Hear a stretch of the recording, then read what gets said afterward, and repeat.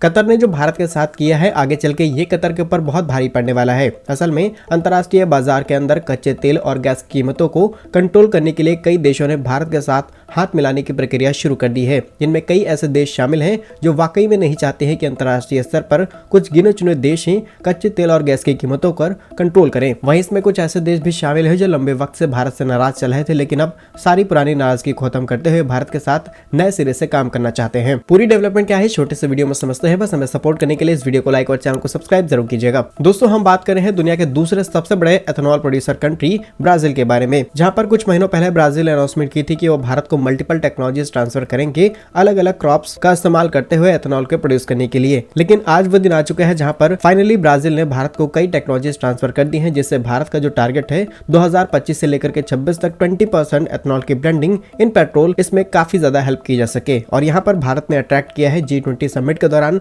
जब भारत ने अनाउंसमेंट की कि global biofuel alliance globally accept किया जाना चाहिए, जिसमें भारत ने E20 प्रोजेक्ट को हाईलाइट किया और इसमें सऊदी अरब, UAE और कई गल्फ कंट्रीज ने पार्टिसिपेट किया ताकि वर्ल्ड वाइड बढ़ रहे हाइड्रोकार्बन से पॉल्यूशन को कंट्रोल किया जा सके। वहीं वीडियो की शुरुआत में हमने जिस नाराजगी की बात की थी वो ये है कि साल 2005 में इंडिया ने ब्राजील को चैलेंज किया था, क्योंकि ब्राजील ने काफी ज्यादा सब्सिडीज देनी शुरू कर दी थी शुगर केन के प्रोडक्शन और उससे बनने वाले अलग अलग प्रोडक्ट के एक्सपोर्ट्स पर। और भारत ने ये चैलेंज किया था WTO यानी कि वर्ल्ड ट्रेड ऑर्गेनाइजेशन में, और उस समय WTO ने भारत के फेवर में ही वोट किया था। और सीधे शब्दों में बोला गया था कि ब्राजील की तरफ से जो सब्सिडीज दी जा रही हैं शुगर के ऊपर, उन्हें रिड्यूस किया जाना चाहिए। वहीं साल 2020 में ब्राजील ने कंप्लेंट फाइल कर दी WTO के अंदर भारत के खिलाफ, जहां पर इस बार ब्राजील ने भारत के खिलाफ इस तरीके के एलिगेशंस लगाए थे। लेकिन भारत और ब्राजील के बीच में ये जो कंप्लेंट्स और चैलेंजेस थे, ये पूरी तरीके से खत्म किए जा चुके हैं और दोनों ही देश अब नए सिरे से एथेनॉल इंडस्ट्री पर काम करना शुरू कर चुके हैं। रिसेंटली रिपोर्ट्स के मुताबिक ब्राजील भारत को सिंथेटिक केमिकल मेथड और फर्मेंटेशन में इस्तेमाल किए जाने वाले कई प्रकार के फॉर्मूलाज भारत को ट्रांसफर कर रहा है, जिससे हम इजीली एथेनॉल का प्रोडक्शन भारत के अंदर शुरू कर सकते हैं। वहीं बात की जाए भारत के इस इंडस्ट्री के बारे में, तो साल 2021 के डेटा के मुताबिक भारत के अंदर करीब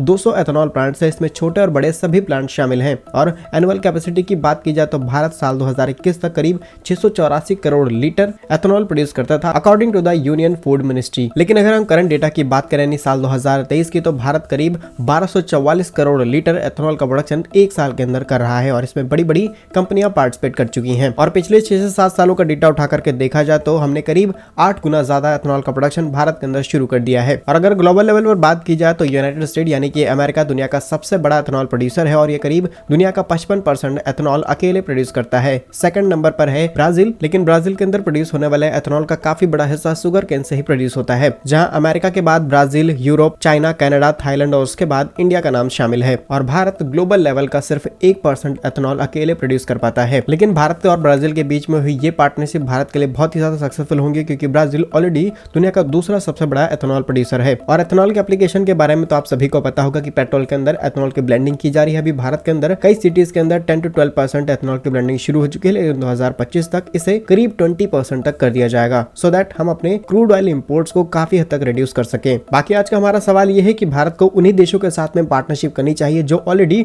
उस फील्ड में काफी ज्यादा एक्सपर्ट हो। आप हमारी इस बात से सहमत हैं या फिर नहीं? कमेंट बॉक्स में यस और नो मैसेज जरूर कीजिएगा। भारत के ऐसे ही यूजफुल एंड इन्फॉर्मेटिव वीडियोस पाने के लिए आप हमारे YouTube चैनल को सब्सक्राइब जरूर कर लीजिए। मिलेंगे हम आपको एक नई और इंटरेस्टिंग वीडियो में, तब तक के लिए वंदे मातरम। भारत माता की जय।